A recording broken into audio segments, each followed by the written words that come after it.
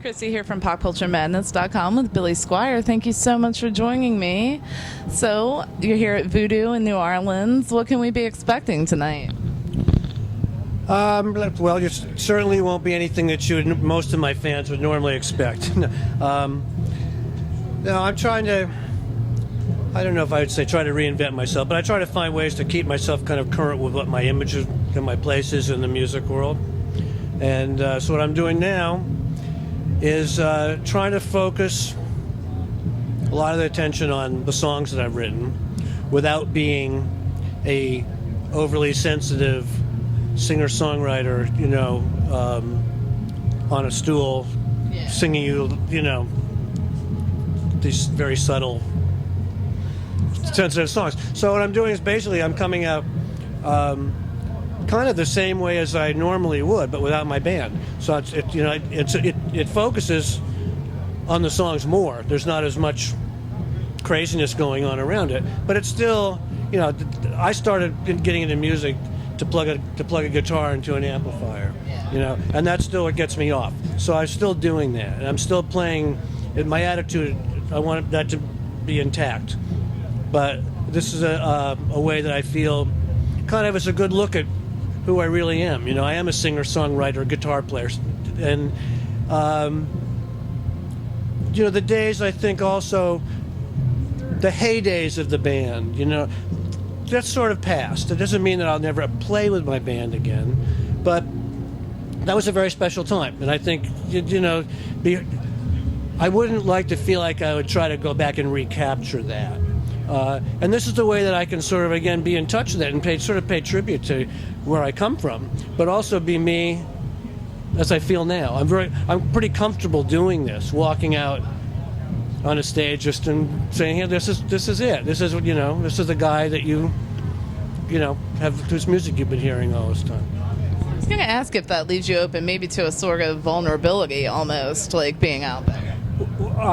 Or maybe. I've had a lot of people when I tell them I'm doing it say, "Well, that's pretty brave." Yeah, no, it is. And I say, "Well, it's pretty brave, and maybe pretty stupid. It's maybe both, But I looked at it as a challenge, which is another thing that I like to have when I play. I want to have a challenge. I want to have something that I haven't done before, and it's definitely hard. The band is a big support system. I think Keith Richards once said it was a big mattress, and I don't have the mattress. So, yeah, I'm very vulnerable and I'm very open, but there's a sort of power in that too. Once you make the step and once you put yourself out and you do it, it's cool. And again, I love playing with bands. Don't get me wrong. I haven't turned away from that. Yeah. But this is something that I can do without having to be working all the time. Another thing which happens is if you have a band out, doing things the way we do it, there are a lot of people involved with it. And if you want to keep these people with you, get good people, you want to keep them, you have to work. And I don't want to work, not like that. I don't want to be on the road 6-8 months a year. I'm not interested. So that diminishes my abilities somewhat to just go out with the band. This is something I can do. Give me a week's notice, so I can make sure I got a little, on my fingers or whatever. And I can do it. So I actually was trying to create a little bit of an opportunity and some flexibility for me to be able to play a little more when there isn't a tour on. I was going to say, it's got to make things a little bit easier. So like you were saying, you can kind of up and go a lot easier without a big production and, coordinating everyone's schedules and all that. Yeah, no, it's true. But it's funny. It still ends up feeling just like a tour. I mean, all the same things go on around one or two events like this as they do when you're on the road. The same things go wrong. People have requests. It's the insanity of that. You've played Jazz Fest before, but this is your first time at Voodoo, right? Yeah, I actually met the promoter, Steve Rahaj, when I played Jazz Fest, and that's kind of where this came from. Oh, that's awesome. Is there any artists that you're looking forward to seeing? Mac. What was that? Mac. Tomorrow. Oh, okay, cool. The Doctor. That's cool. Yeah. So are you going to have some time to spend in New Orleans, or do you have to head out? I'm going to spend a little time. I'm doing some work with a local artist here, so I'm going to spend some time with him and his band on Monday, maybe Tuesday. And we're around. We're in town like 5 days or so. Oh, that's good. That's plenty of time to like get around and see all the sights and everything. Well, no, I lay pretty low before when I come in to do a show. I tend to take these things maybe a little bit too seriously, but I'm here to play, and so the last 2 days we've just been kind of laying low and doing things that I needed to do in conjunction with this. But no late nights and and I'm not closing any bars down. Oh, that may change tonight, after I'm done. But, before, up to showtime, it's pretty much business, I don't like to use that term, but I want to be good. People come to see me. I want them to go away happy. Absolutely. So I've been asking this question to a lot of artists, and I look at music as a universal language on a personal level, and it invokes an emotion in people. When did music begin speaking to you first? Well, when I was pretty young, not in a very, very wee age, but in my early teens, I was getting affected. The thing that really turned me was, the British invasion, the Beatles and the Stones, and then the Eric Clapton, well, actually the Blues Breakers record with Eric Clapton, which came out not in this country, but I was able to get it as an import. It was 1966, and that was what firmly set me on my path. When I really knew this is what my world was going to be about. So I'm sure you've witnessed many, many changes within the industry.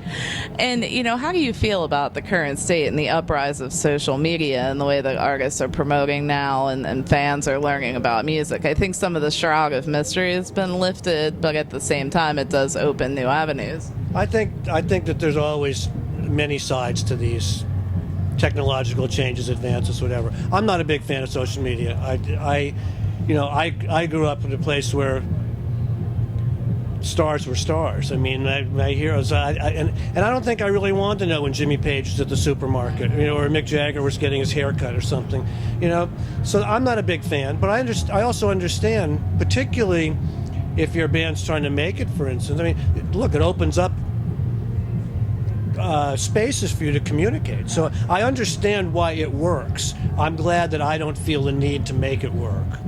I don't even have a cell phone on me. Cell phone for me is an emergency. Or it's like if I'm in a city and I need to find something, I can go, push that little around me button and I can find Starbucks or something. I like that stuff, but I don't want to be in touch that much. I'm a person. I'm a private person, and when I come out to play, I'm a public person. But I don't want to expose myself to that, and I don't want people having access to me like that. But it's not because I don't like having fans. Look, without fans, I'm not sitting here, and so they mean a lot to me, and I never turn away from a fan who has a request from me or something. I'm there for that one-on-one, but the social media thing to me is not of interest. Absolutely. I think it can get a little bit oversaturated sometimes, and there's so much going on, it's so hard to keep it. And you spend more time doing that than what you're supposed to be doing. If you're using your fingers like this, what about Oh, yeah. And I think Jimmy Page did the same. I think Jimmy, he didn't tell me directly, but I think somebody told me that he said, they asked him something, can we email you? And he says, I don't have email. He said, how could I be, if I were on, he said, if I'd email, I would never get anything done. Exactly. You'd be on it all day long. So what can you share with us about what you're currently working on these days? I'm not working on anything. I'm working on my garden, and I have a big chunk of Central Park where we live in New York. You're with a conservatory with that, right? Central Park Conservancy, which is a fantastic organization, private organization that takes care of the whole park. And I really like that. Again, it's kind of exactly the polar opposite of the social media thing. I am operating much more when I can at the pace of nature as opposed to the speed of man.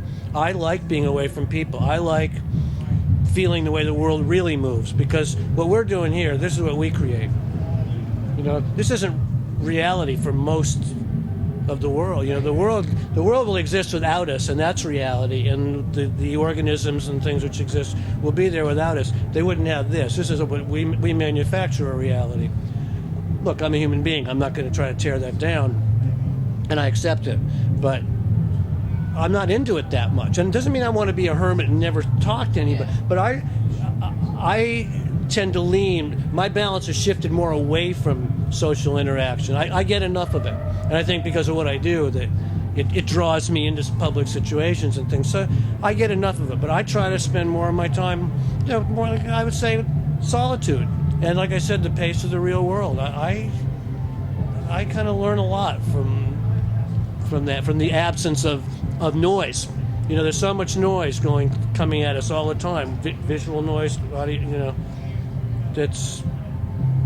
Have you always? It's not really necessary. Have you always been like that, or did that kind of, did you finally decide that, like you? No, I think. Well, I mean, I've never been a media hound. Yeah. I think I've always been a fairly somewhat private, introverted, or introspective person, but I have felt it more as these trends have started to take hold. That I found myself not so much resisting, but just not being interested, just going, I don't need this, and then I realized, wow, I'm really different than most of the people who are out there, that I'm kind of walking another path. But it wasn't something I sat down and thought about. I think most of these changes that happen to us are over time. They're evolving. You don't just make a change. Change is very hard. No. So they occur, and you might feel a rhythm changing in yourself, and that's what happens. From a sociological standpoint, it's always over time that things like that tend to happen. So, I mean, I'm sure a lot of people have been asking you now about the use of Emmagan Sample and all of that, and like, I'll be that girl again. But how does, obviously it should be kind of an honor, I guess. Are you kidding? It's just fantastic. That's the greatest use of my material. I'm not saying the best song ever done. I mean, what Rick did with Jay-Z was fantastic, but it's the most complete. I mean, the stroke is all over that. It's drums, it's guitar, it's my voice. It's a huge honor that they would relate to what I did back then and want to bring it up to speed now. And they did a really great job with it. I dig it. I'm not like the biggest hip hop fan. I mean, I like the stuff I like, but I'm not blasting it all the time, and I don't really keep up with it. It's like my parents would say, I can't understand the words, But no, they did a fantastic job with it. I'm very happy with it. Absolutely. No, I think they did a brilliant job with it, and I was just very curious on what your take was. I'm basically, it means a lot to me that these artists, whether it's Jay or M or Alicia, or there's so many people, have kind of, in one way or another, cottoned on to what my vision was, and it made it part of theirs. I mean, that makes me feel, this is stuff that's old. It's getting, antique, and it's still around, and it makes me feel great. It makes me feel like I did something that mattered. Absolutely. It's definitely things that people will gravitate towards, and it sticks with people. I mean, people have grown up with that, and it's definitely stuck with them all that time. Are you ever surprised by which songs fans gravitate towards? It's maybe one that you didn't think they would. Well, I'd like to say that that's true, or that I could name some. But I mean, I feel like I'm fortunate in the way that I have, half a dozen or whatever songs which are very identifiable. Everybody knows, and then the rest of my kids are kind of fighting for space, So, but there are not too many surprises. I mean, a lot of people like Nobody Knows, but for the most part, real fans. I mean, if you sit down and talk to a real fan, they tell you lots of songs, but most of my recognition factor is probably based around 6, 7, 8 songs, which everybody knows, and they keep. The thing is, how can I complain? If these things keep getting played and used and people identify with them, I'm glad I have them. Would I like? I'd like to have more of my stuff recognized too, and I think it's deserving. I put the same into every song that I write, so I think they're all dear to my heart. But I'm very happy for the success that I've had. I'm not greedy. So is there anything about you that you ever thought was misunderstood?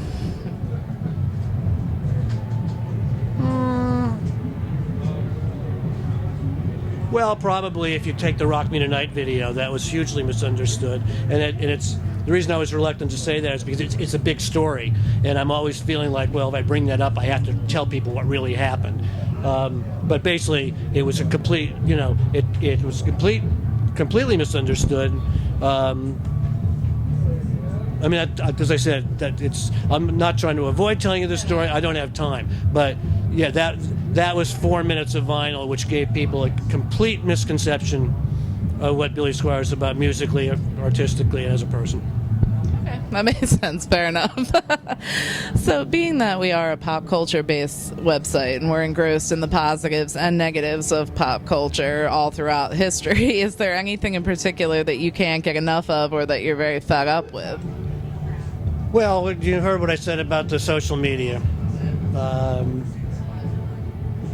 It's hard to say because I do not really pay a lot of attention. I've got an optimistic viewpoint about the music scene because I think that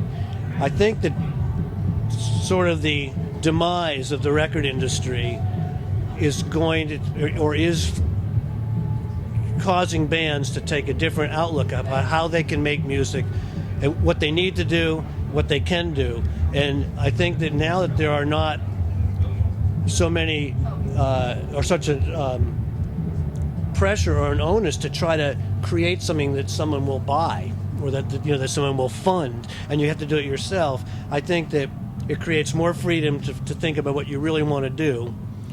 And then, since you don't necessarily have a big machine putting it out, you got to go out and play it yourself. And if you're going to play it yourself, you got to be good. So if you pick some music, if you commit yourself to a style of music and you get out and playing it live, we're going to start, and they're probably already out there. I don't go look, so they're probably already there, but they're probably going, yeah, we've been doing this for years.